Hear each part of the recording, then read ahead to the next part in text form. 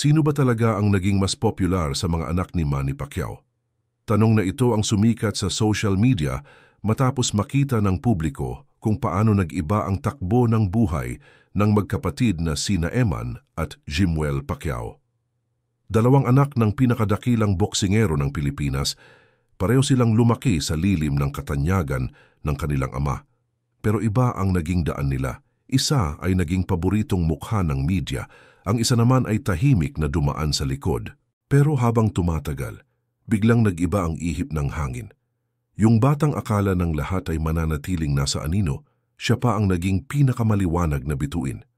At yung tipong inaasahan ng lahat na magiging susunod na kampiyon, siya naman ang unti-unting naging tahimik sa mga mata ng publiko. Paano nangyari ito? Bakit biglang naging mas sikat si Eman kaysa kay Jimuel? Hindi ito kwento ng swerte lang. Hindi ito tungkol sa pagkakataon lang. Ito ay kwento ng pagkatao ng timing, ng kung paano ka gumalaw sa mundo ng social media at showbiz. Ito ay kwento ng dalawang kapatid na may parehong dugo, parehong apelyido, pero magkaibang tadhana sa mata ng publiko. At bago tayo magsimula, kailangan nating intindihin na hindi ito simpleng comparison. Hindi ito laro ng sino ang mas gwapo, sino ang mas mayaman, sino ang mas talented. Mas malalim ito. Ito ay tungkol sa psychology ng Filipino audience, sa kung ano ang hinahanap natin, sa mga personalidad na sinusuportahan natin, at kung paano ang social media ay nag-reshape ng idea natin tungkol sa success at fame. Simula pa lang, si Jimuel Pacquiao ang itinuturing na natural na tagapagmana ng kaharian ni Manny. Siya ang panganay, siya ang unang lalaking anak, siya ang inaasahang magiging susunod na kampeon sa ring. Mula pagkabata, hawak na niya ang atensyon ng media. Bawat litrato niya kasama ang ama niya viral. Bawat eksena nila sa bahay balita. Bawat birthday party covered ng entertainment shows. Si Jimuel ang naging mukha ng susunod na henerasyon ng mga Pacquiao. At dahil doon, lumaki siya sa pressure na ito. Pero hindi lang pressure ang dumating, pati na rin ang mga oportunidad. Naging brand ambassador siya, nag-model, nag-guest sa mga TV shows, naging parte ng reality programs. Lahat ng yan binigay sa kanya dahil siya si Jimuel Pacquiao, anak ng kampiyon. Pero habang tumatagal, yung mga oportunidad na yan ay naging double-edged sword. Kasi habang lumalaki ang kanyang exposure, lumalaki rin ang expectations ng mga tao. Gusto nilang makita sa kanya ang anino ng ama niya. Gusto nilang makita yung determinasyon, yung grit, yung hunger na ginawa kay Manny na legend. Pero ang nakikita nila, iba. Nakikita nila ang isang batang lumaki sa comfort, lumaki sa ginhawa, lumaki sa mundo na malayo sa hirap na naranasan ni Manny, at doon nagsimula ang disconnect. Hindi kasalanan ni Jimuel ito. Hindi niya pinili na ipanganak sa privilege, pero yun ang realidad na hinarap niya. At sa mundo ng social media kung saan lahat may opinyon, mabilis ang pagbabago ng tingin ng publiko. Naalala mo ba yung panahon na lahat ay nag-expect na si Jimuel ang magiging next big thing? Yung panahon na bawat post niya ay may thousands ng comments na nagsasabing, "Future champion, next Pacman, the heir to the throne." Pero unti-unti, yung mga comments na yan ay napalitan ng ibang tono. Napalitan ng mga tanong. Napalitan ng mga puna. Kailan ba siya titingin ng seryoso sa boxing? Puro party lang ba yan? Mas maraming girlfriend kaysa sparring session. Masakit marinig, pero yan ang reality ng social media. Walang permanent na papuri. Lahat ay conditional. Lahat ay based sa kung ano ang nakikita nila sa iyo ngayon, hindi kung ano ka noon. Dagdag pa dito, ang problema kay Jimuel ay hindi lang ang perception. May deeper issue din sa branding. Tingnan mo ang Instagram feed niya. May training videos, oo. May gym photos, oo. Pero mas marami ang lifestyle content. Mas marami ang travel photos.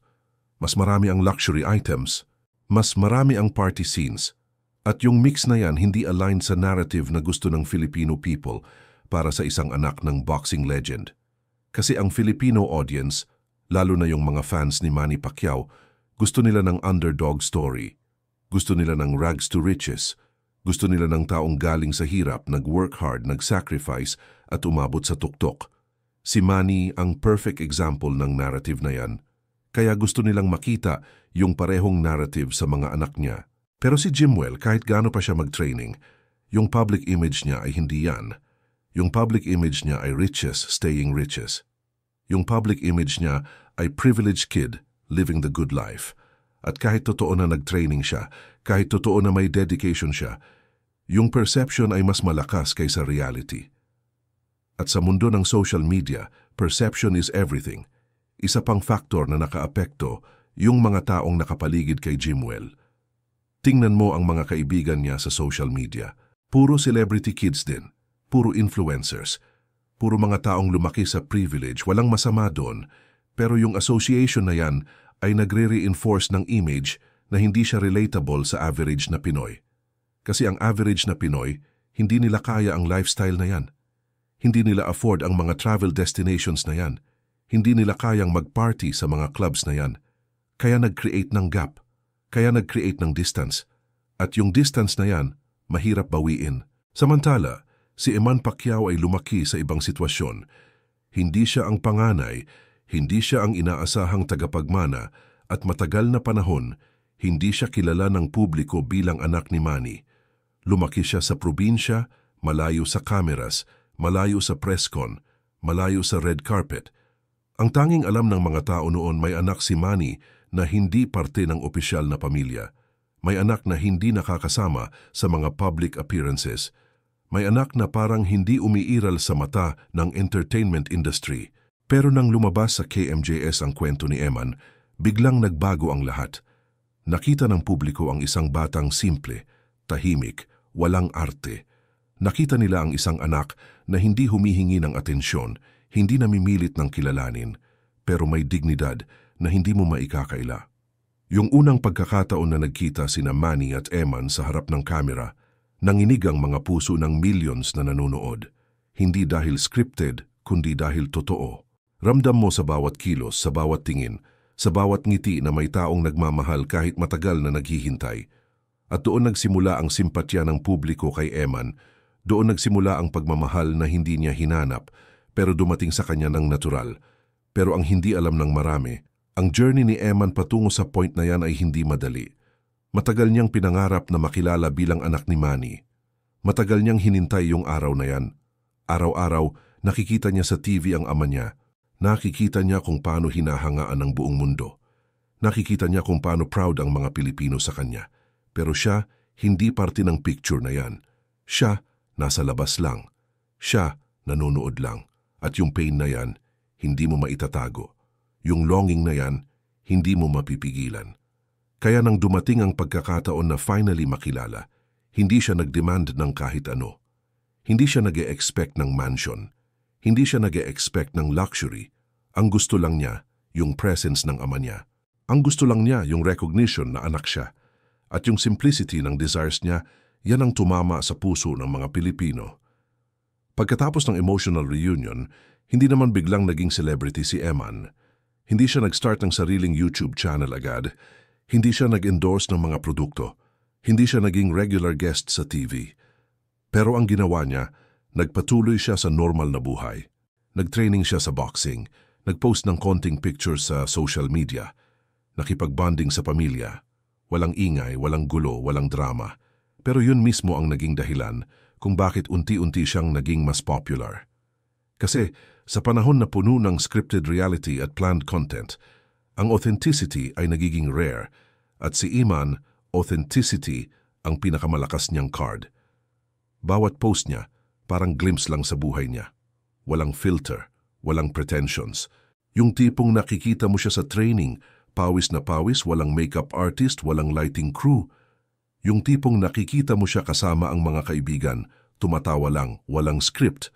At yun ang nagustuhan ng publiko. Yung feeling na hindi siya nag-try hard pero nandun pa rin siya. Yung feeling na hindi niya ginagamit ang apelido para sumikat, pero sikat na siya dahil sa sarili niyang charm. Tingnan mo ang difference sa approach nila. Si Jimwell, bawat post parang may production team. May photographer, may video editor, may caption writer. Polished lahat, professional lahat, pero si Eman selfie lang, simple video lang, candid shot lang. Pero ang engagement, mas mataas. Ang reach, mas malaki. Ang comments, mas positive. Bakit? Kasi ang mga tao ngayon pagod na sa perfect, pagod na sa curated. Gusto nila ng raw, gusto nila ng real, gusto nila ng hindi rehearsed. At si Eman, perfect example ng ganyang content. Hindi siya nagpretend na perpekto. Hindi siya nagpretend na laging masaya. Hindi siya nagpretend na walang struggle. Kaya ang mga tao nakokonek sa kanya. Kaya ang mga tao nare-relate sa kanya. Kaya ang mga tao sumusuporta sa kanya. Pero habang tumataas ang star ni Eman, ano naman ang nangyari kay Jimwell? Totoo bang bumaba ang kanyang popularidad o sadyang mas tumataas lang ang kabilang panig? Kung titingnan mo ang numbers sa social media, makikita mo ang pattern. Noon si Jimwell ang may mas maraming followers, mas maraming likes, mas maraming media coverage. Pero unti-unti, nag-level up si Eman. Hindi dahil nag-post siya ng mas marami, kundi dahil mas organic ang growth niya. Bawat post ni Eman, viral. Bawat litrato niya kasama si Manny, trending. Bawat video niya sa training, pinapanood ng millions. Pero si Jimwell, kahit maraming posts, hindi ganun kalakas ang engagement. Bakit? Kasi yung audience ay nakakapansin ng pattern. Nakikita nila na si Jimwell ay nag-focus sa lifestyle content. Nag-travel siya, nag-party, nag-post ng luxury items, nag-post ng mga babae. Walang masama doon, normal lang yan sa mga kabataan. Pero yung image na nabuo, hindi aligned sa kung ano ang gusto ng Filipino audience na makita sa isang anak ng boxing legend. Gusto nila ng dedication, ng sacrifice, ng humility. Gusto nila ng katulad ni Manny na galing sa wala, na nag-work hard, na naging champion dahil sa sipag. At kahit na nag-training din si Jimwell, yung image na nakita ng publiko, hindi yun ang focus kaya naging disconnect. May nagsasabi pa na si Jimwell ay mas focus sa showbiz kaysa sa sports. May nagsasabi na mas gusto niya maging artista kaysa boksingero. At yung perception na yan kahit hindi totoo nag-spread. Kasi sa social media, hindi mo kailangan ng ebidensya para maniwala ang mga tao. Kailangan mo lang ng narrative na catchy. Kailangan mo lang ng story na believable. At yung story na Jimwell chose fame over fighting ay believable para sa marami. Kasi yung lifestyle niya, yung posts niya, yung friends niya, lahat yan ay sumusuporta sa narrative na yan. Kaya kahit nag-training siya privately, kahit nag-dedicate siya ng oras sa boxing, yung public ay hindi yun ang nakikita. Ang nakikita nila, yung iba. Ang nakikita nila, yung parties, yung trips, yung relationships. At yun ang naging basis ng judgment nila. Dagdag pa dito, yung love life ni Jimwell ay naging constant topic sa showbiz news. May naging girlfriend siyang si Kat, nag-break sila, nag-trending. May bagong girlfriend, nag-trending ulit. May issue, nag-trending. Paulit-ulit ang cycle. At kahit na normal lang yan para sa isang young adult, yung constant exposure sa ganyang klasing balita ay nakaka-overshadow sa ibang aspeto ng buhay niya. Yung boxing career niya, napapantayan ng love life niya sa balita. Yung training updates niya, napapantayan ng relationship updates niya. At slowly, yung identity niya sa mata ng publiko ay naging blurred. Hindi na alam ng mga tao kung athlete ba siya o celebrity, kung future boxer ba siya or influencer. At yung confusion na yan ay nakaapekto sa perception.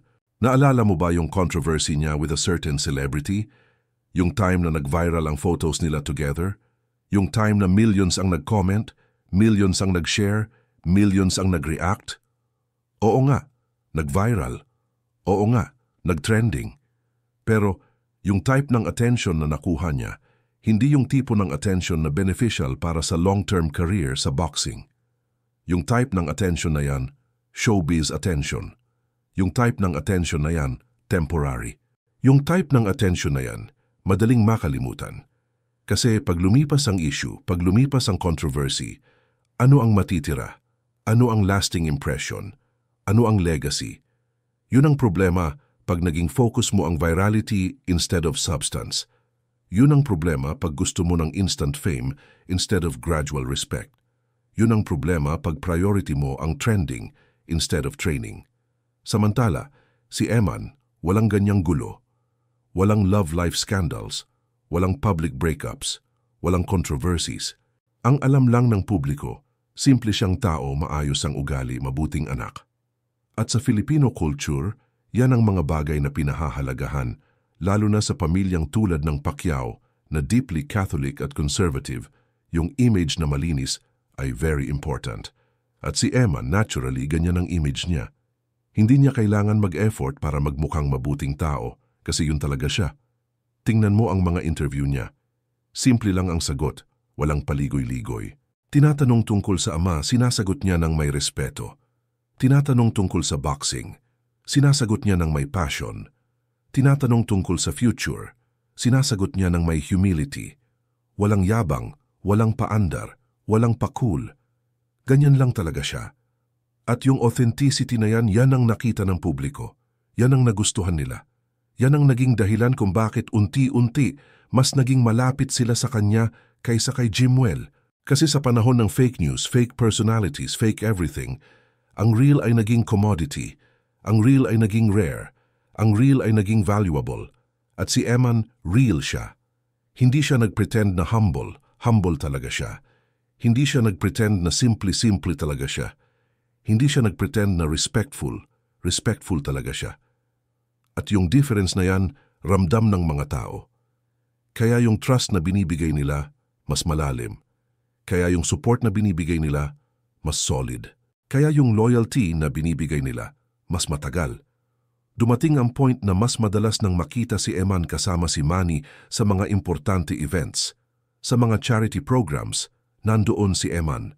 Sa mga political rallies nung tumatakbo pa si Manny, nandoon si Eman. Sa mga training camps kasama si Eman. At sa bawat pagkakataon na yon, makikita mo kung paano siya umasta. Walang yabang, walang arte, puro respeto. Nakikinig siya pag nagsasalita ang ama niya. Tumutulong siya pag may kailangan, nakikipag-usap siya sa mga tao ng maayos. Yung simpleng kilos na yan, viral. Kasi yung authenticity na yan ay hindi mo mapepeke. Yung humility na yan ay hindi mo ma-script. At yung Filipino audience sobrang sensitive sa mga ganong bagay. Alam nila kung sino ang totoo at kung sino ang peke. At nakita nila kay Eman yung sincerity na matagal na nilang hinahanap. Kaya hindi na nakakapagtaka na mas tumaas ang rating niya sa mata ng publiko. Kaya hindi na nakakagulat na unti-unti siya na ang naging favorite. Kaya hindi na nakakapagtaka na sa surveys at polls sa social media, mas madalas na lumabas ang pangalan ni Eman kaysa kay Jimwell. Isa pang bagay na napansin ng mga tao, yung interaction ni Eman sa ibang tao. Hindi lang sa pamilya niya, pati na rin sa mga fans, sa mga staff, sa mga ordinaryong tao na nakakasalamuhan niya. May mga nag-viral na stories sa social media tungkol sa kanya. May nagsabi na nakita niya si Eman sa isang restaurant, walang bodyguard, nag-order ng simple meal, nagbayad ng maayos, nag-thank you pa sa waiter. May nagsabi na nakasabay niya si Eman sa jeep, walang ere, walang pa-special, nakipagkwentuhan pa sa ibang pasahero. May nagsabi na nakita niya si Eman sa isang gym sa probinsya, nag-training kasama ang mga local boxers.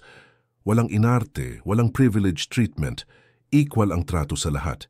Yung mga simpleng stories na yan, mas powerful kaysa sa kahit anong PR campaign.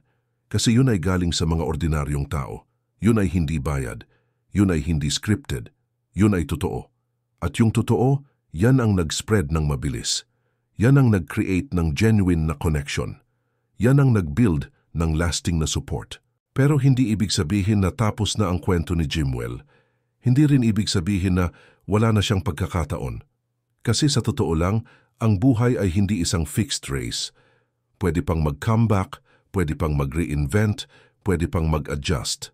Ang tanong lang, handa ba siyang baguhin ang approach niya?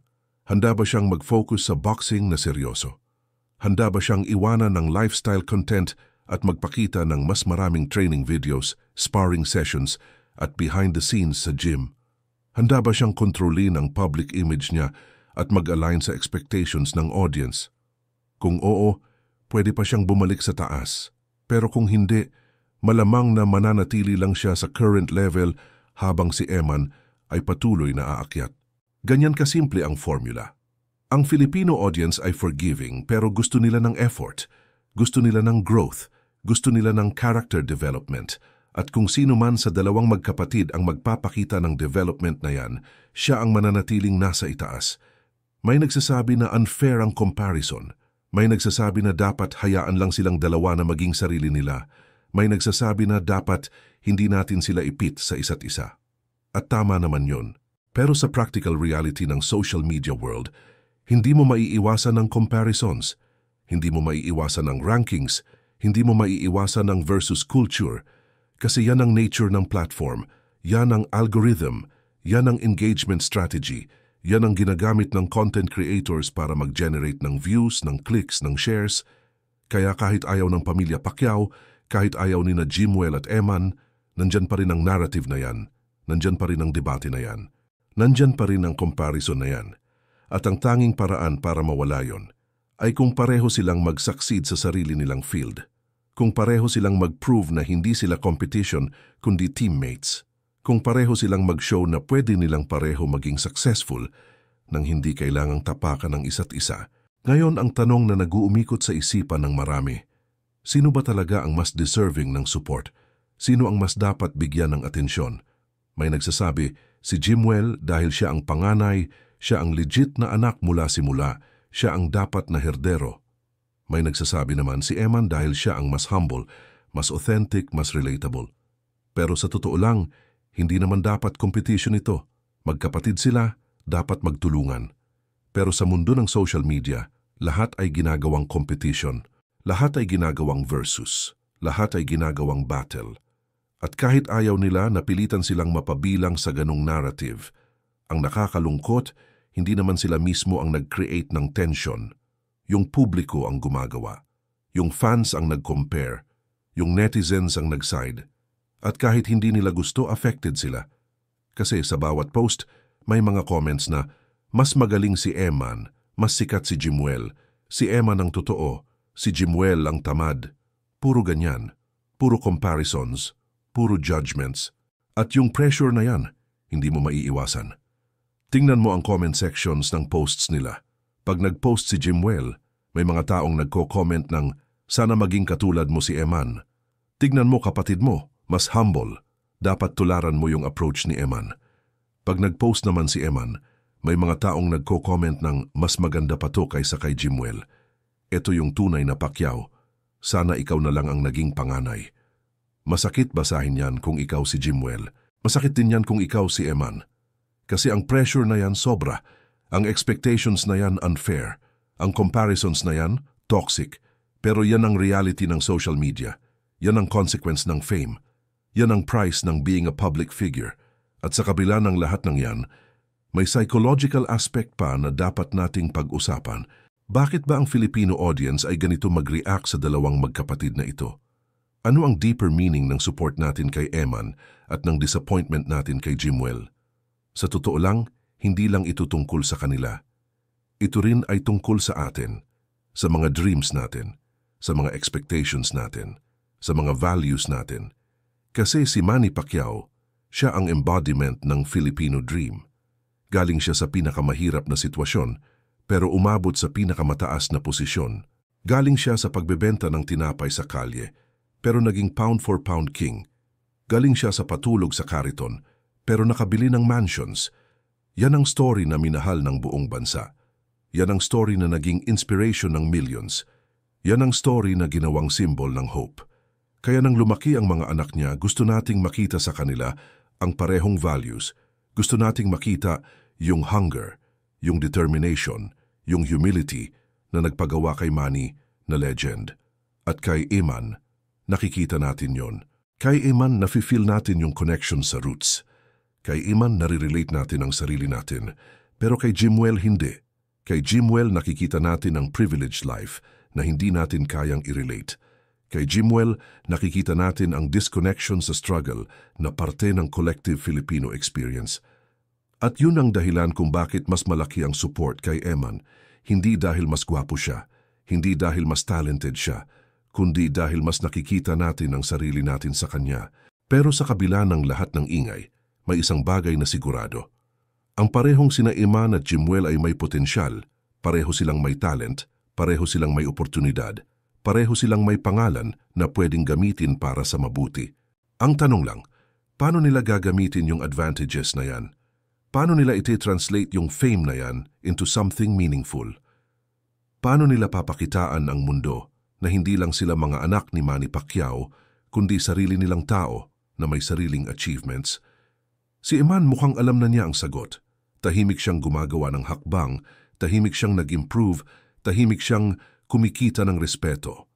Walang ingay, walang drama, pero nandoon ang progress. Si Jimuel naman mukhang hinahanap pa ang direksyon, mukhang nag-e-experiment pa, mukhang nag-try pa kung ano ang gusto niyang maging, at yun ay okay lang, kasi hindi naman lahat ay instant success, hindi naman lahat ay agad makakahanap ng purpose. Basta importante, huwag kang titigil sa paghahanap, basta importante, huwag kang susuko sa pag-improve, at basta importante, makinig ka sa feedback ng mundo, pero huwag mong hayaan na ikaw ay kontrolin ng opinyon ng iba. May potential pa rin si Jimuel na baguhin ang narrative. May potential pa rin siyang ipakita sa mundo na seryoso siya. May potential pa rin siyang patunayan na deserve niya ang support at respeto. Ang kailangan lang, commitment. Ang kailangan lang, consistency. Ang kailangan lang, authenticity. Kasi yan ang mga bagay na hinahanap ng publiko. Yan ang mga bagay na nag-build ng lasting na career. Yan ang mga bagay na nag-create ng genuine na legacy. Isa pang important na punto, yung role ng pamilya Pacquiao sa lahat ng ito. Ano kaya ang tingin nila sa situation? Ano kaya ang nararamdaman ni Jinky, ang ina ni Jimuel? Ano kaya ang nararamdaman ni Manny, ang ama ng dalawa? Masaya ba sila sa growth ni Eman? Concerned ba sila sa perception kay Jimuel? O baka naman chill lang sila at hindi nila pinapansin ang ingay sa social media? Sa totoo lang, mahirap sabihin, kasi ang pamilya Pacquiao private pa rin pagdating sa certain aspects ng buhay nila. Hindi nila pinapublicize lahat. Hindi nila pinipresent ang internal dynamics nila. Pero based sa mga nakikita natin sa public appearances, mukhang supportive sila pareho. Mukhang proud sila sa dalawa. Mukhang walang favoritism. Pero syempre, sa loob ng bahay, may mga conversations na hindi natin naririnig. May mga concerns na hindi natin nalalaman. May mga adjustments na ginagawa na hindi natin nakikita. Kasi yan naman talaga ang reality ng pag-manage ng pamilya na nasa public eye. Hindi mo pwedeng ipakita lahat. Hindi mo pwedeng i-expose lahat. Kailangan mong protektahan ang privacy ng mga anak mo habang nirerespeto mo pa rin ang interest ng publiko. At yun ay delicate balance. Yun ay mahirap gawin. Yun ay everyday struggle para sa kanila. Tingnan din natin ang factor ng social media algorithms. Bakit ba mas viral si Eman kaysa kay Jimuel sa recent months? Parte ng sagot, timing. Parte ng sagot, content. Pero parte rin ng sagot, algorithms. Kasi ang social media platforms ay nag-prioritize ng engagement, nag-prioritize ng authenticity, nag-prioritize ng organic reach. At si Eman, naturally, mas mataas ang organic engagement niya. Kasi ang content niya hindi polished, hindi overproduced, hindi mukhang sponsored. Kaya ang algorithms nag-push ng content niya, nag-promote ng posts niya, nag-boost ng reach niya. Habang si Jimuel, kahit mas maraming posts, kahit mas professional ang production, ang engagement rate ay mas mababa. At pag mas mababa ang engagement rate, mas mababa ang priority ng algorithm, mas mababa ang visibility, mas mababa ang reach. Kaya kahit mag-post siya ng marami, hindi lumalabas sa feed ng maraming tao. Kaya kahit may quality ang content, hindi nakakakuha ng traction. Kaya kahit may effort, hindi nakakakuha ng results. Yan ang harsh reality ng social media. Hindi sapat na mag-post ka. Kailangan mo rin ng engagement. Kailangan mo rin ng organic interaction. Kailangan mo rin ng genuine connection sa audience mo. At yun ang edge ni Eman.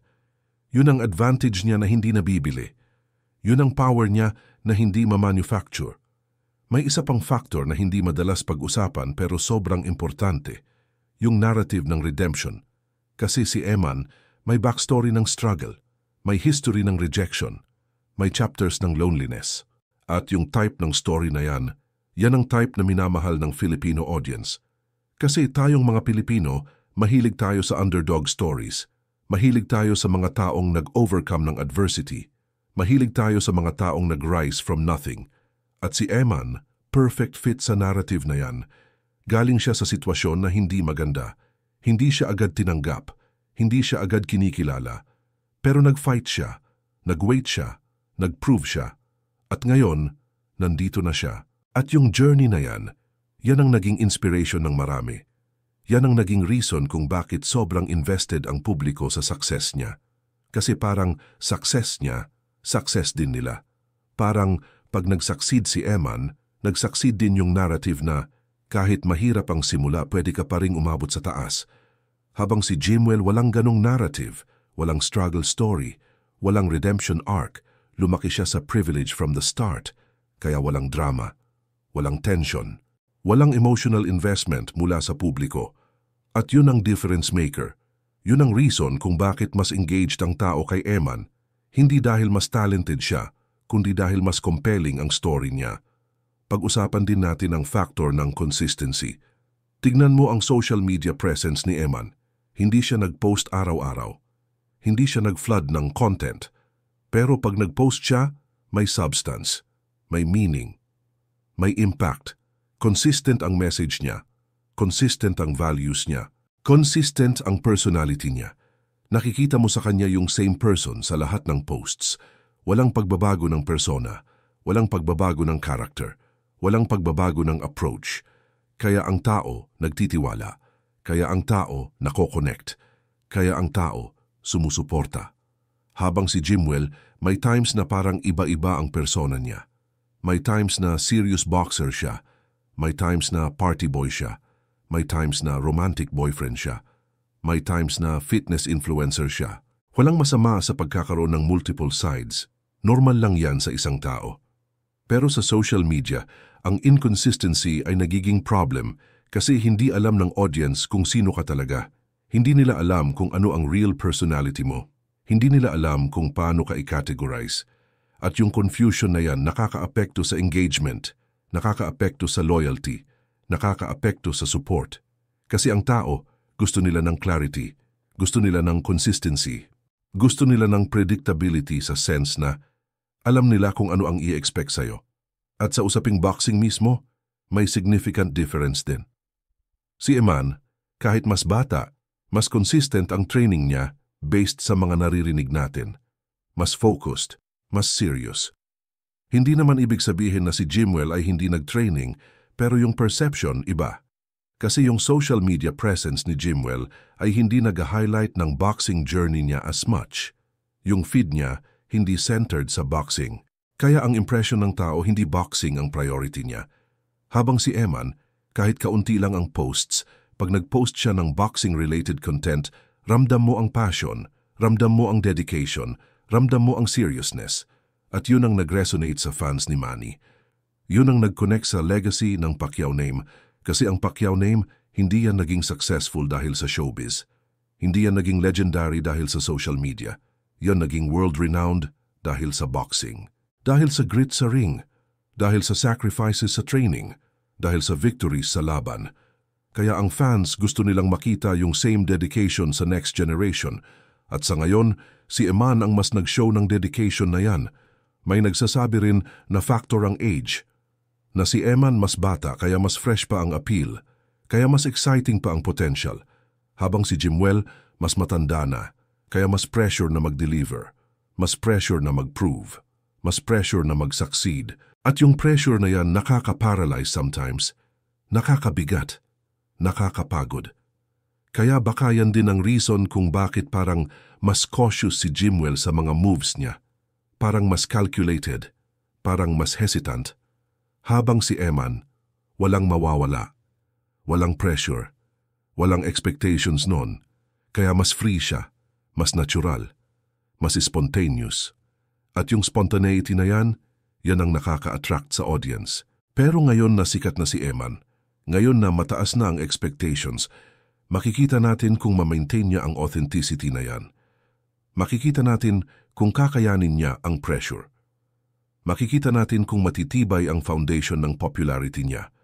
Kasi madali maging popular pag wala pang pressure. Pero ang tunay na test, pag dumating na ang pressure, pag dumating na ang expectations, pag dumating na ang criticisms, kakayanin mo ba? Matitibay ka ba? O mag-crumble ka rin? Isa pang interesting observation, yung way nila mag-handle ng criticism. Si Eman, rarely niya rin-respond ang negative comments. Tahimik lang. Tuloy lang ang buhay. Tuloy lang ang training. Tuloy lang ang pag-improve. Hindi siya nakikipagbardagulan sa social media. Hindi siya nag-i-explain ng paulit-ulit. Hindi siya defensive. At yung approach na yan mature. Yung approach na yan professional. Yung approach na yan nag-earn ng respeto. Habang si Jimwell, may times na nag-respond siya sa bashers. May times na nag-i-explain siya ng side niya. May times na nag-defend siya ng actions niya. Walang masama doon, normal lang na depensahan ng sarili. Pero sa social media, pag nag-respond ka sa negativity, mas lumalakas ang negativity. Mas lumalaki ang issue. Mas lumalaki ang gulo. Kasi ang bashers gusto nila ng attention. Gusto nila ng reaction. Gusto nila ng engagement. At pag binigyan mo sila ng reaction, mas lalakas sila. Mas dadami sila. Mas magiging aggressive sila. Kaya ang best strategy, ignore. Ang best strategy, focus on positive. Ang best strategy, let your actions speak louder than your words. At si Eman, unconsciously or consciously, yan ang ginagawa niya. At effective, sobrang effective. Pag-usapan din natin ang role ng media sa lahat ng ito. Napansin mo ba na mas madalas nang i-feature si Eman sa mga entertainment shows recently? Mas madalas nang banggitin sa mga articles. Mas madalas nang pag-usapan sa mga podcasts. Kasi ang media, sumusunod lang sa interest ng publiko. Sumusunod lang sa trend. Sumusunod lang sa demand. At kung ano ang hinahangad ng audience, yun ang i-feature nila. Kaya pag nakikita nilang mas engaged ang publiko kay Eman, naturally, mas ifo-focus nila si Eman. Mas bibigyan nila ng airtime. Mas bibigyan nila ng coverage. At yung additional coverage na yan, nag-a-amplify ng popularity ni Eman. Nag-a-amplify ng reach niya. Nag-a-amplify ng influence niya, habang si Jimwell, kahit mas matagal na siyang nasa industry, kahit mas maraming connections siya, pag walang interest ang publiko, walang coverage. Pag walang engagement, walang feature. Pag walang demand, walang supply. Ganyan kasimple ang equation. Ganyan ka-direct ang relationship ng public interest at media coverage. Kaya kung gusto ni Jimwell na makuha ulit ang spotlight, kailangan niyang makuha ulit ang interest ng publiko. Kailangan niyang gawing relevant ulit ang sarili niya. Kailangan niyang mag-create ng compelling narrative na gusto sundan ng mga tao. At sa punto na ito ng kwento, may nagsasabi na kawawa naman si Jimwell. May nagsasabi na unfair sa kanya ang lahat ng comparisons. May nagsasabi na dapat hayaan na lang siya na maging sarili niya. At totoo yan. Unfair nga, kawawa nga. Pero yun ang price ng being born into fame. Yun ang consequence ng having a legendary father. Yun ang reality ng growing up in the spotlight. Hindi mo pipiliin yan, pero yan ang binigay sa iyo ng universe. Kaya ang tanging choice mo, accept it or fight it. At kung i-fight mo, mas mahirap, mas nakakapagod, mas nakaka-stress. Pero kung i-accept mo, kung i-embrace mo, kung gagamitin mo to your advantage, pwede kang mag-succeed, pwede kang mag-thrive, pwede kang mag-win sa game na yan. Kasi ang game ng fame, hindi yan about perfection. Hindi yan about being the best, yan ay about perception. Yan ay about narrative.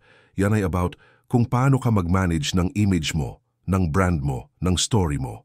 At kung matututunan ni Jimwell yung lesson na yan, kung matututunan niyang mag-adjust, kung matututunan niyang mag-adapt, pwede pa siyang bumalik sa taas. Pwede pa siyang maging favorite ulit. Pwede pa siyang maging mas popular pa kaysa kay Eman. Pero habang hindi pa nangyayari yon, habang hindi pa niya ginagawa ang necessary changes, si Eman ang mananatiling on top. Si Eman ang mananatiling favorite. Si Eman ang mananatiling mas popular. At habang tumatagal, mas lumalaki ang gap, mas lumalayo ang distance, mas lumalaki ang difference sa popularity nila.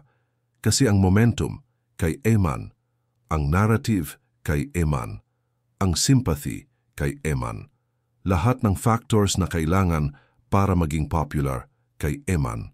Kaya hindi nakakagulat kung bakit siya ang nangingibabaw. Kaya hindi nakakagulat kung bakit siya ang nag-dominate sa social media. Kaya hindi nakakagulat kung bakit siya ang naging mas mahal ng publiko. Hindi dahil perfect siya, hindi dahil walang flaws siya, kundi dahil ang flaws niya hindi naka-public display. Ang imperfections niya hindi naka-highlight sa social media. Ang mistakes niya hindi viral. Kaya ang image niya clean. Kaya ang perception niya positive. Kaya ang reputation niya solid. Sa huli, ang kwento ni na Eman at Jimwell ay hindi tungkol sa kung sino ang nanalo o sino ang natalo. Ito ay tungkol sa kung paano ka gumagalaw sa mundo na puno ng mata, puno ng opinyon, puno ng expectations. Ito ay tungkol sa kung paano ka magiging totoo sa sarili mo habang nirerespeto mo pa rin ang legacy na binigay sa'yo. Ito ay tungkol sa kung paano ka makakagawa ng sariling daan kahit nandoon pa rin ang anino ng iyong ama. At sa tingin mo, sino sa kanila ang mas successful sa approach na yan? Sino ang mas nag-succeed sa balancing act na yan? Yung sagot, depende sa kung ano ang definition mo ng success. Kung para sa iyo ang success ay popularity, si Eman ngayon ang nangunguna. Kung para sa iyo ang success ay visibility, si Jimwell pa rin ang may edge. Pero kung para sa iyo ang success ay authenticity, character, at long-term respect, si Eman ang mas malapit sa goal na yan. Pero tandaan, hindi pa tapos ang laban. Hindi pa tapos ang kwento. Kasi sa buhay, lalo na sa showbiz at sports, ang mga bagay ay mabilis mag-change. Ang sikat ngayon, pwedeng makalimutan bukas. Ang tahimik ngayon, pwedeng sumabog bukas. Kaya ang tanging importante, patuloy kang gumagalaw, patuloy kang nag-improve, patuloy kang nananatiling totoo. At habang nag-unfold ang chapters ng buhay nila, makikita natin kung sino talaga ang magi-endure. Makikita natin kung sino ang may tibay ng loob na mag-survive sa pressures ng fame. Makikita natin kung sino ang may character na mag-maintain ng humility kahit umabot na sa taas. Kasi yan ang tunay na test. Hindi yung initial rise, kundi yung sustained success. Hindi yung temporary popularity, kundi yung lasting legacy. Hindi yung viral moments, kundi yung meaningful impact.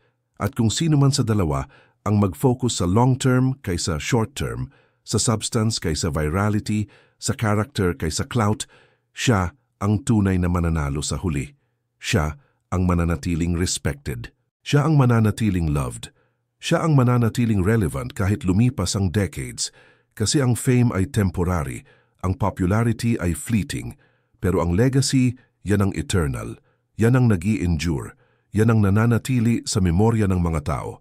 Kaya sa dalawang magkapatid na ito, ang tanong ay hindi kung sino ang mas sikat ngayon, kundi kung sino ang mag-create ng mas meaningful legacy. Kung sino ang magiging remembered, hindi dahil sa surname, kundi dahil sa sariling accomplishments. Kung sino ang magiging inspiration, hindi dahil anak siya ng legend, kundi dahil siya mismo ay naging legend. At sa huli ng araw, yan ang importanteng tanong. Yan ang lasting question. Yan ang ultimate measure ng success. Kaya ikaw, ano sa tingin mo? Sino ang mas deserving ng suporta? Sino ang may mas magandang trajectory? Sino ang mas may potential na gumawa ng lasting impact sa mundo? Si Eman ba na quiet pero consistent? O si Jimwell ba na vocal pero searching? Sino sa kanila ang mas mag-succeed sa long run? At bakit? Ano ang factors na titingin mo para sa judge kung sino ang tunay na winner sa race na ito? Yung answers mo sa tanong na yan ang mag-determine kung sino sa dalawa ang susuportahan mo. Yan ang mag-determine kung sino sa dalawa ang paniniwalaan mo. Yan ang mag-determine kung sino sa dalawa ang magiging part ng legacy mo bilang Filipino na sumusuporta sa next generation ng Pacquiao Dynasty.